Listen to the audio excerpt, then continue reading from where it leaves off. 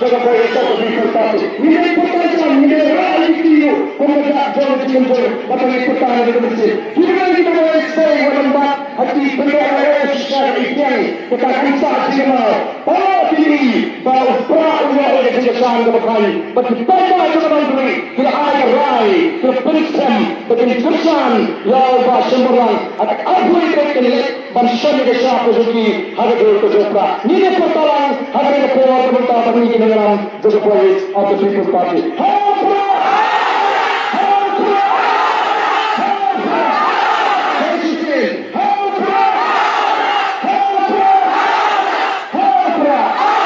Kumai Simon, Kumai Yapi, Wakil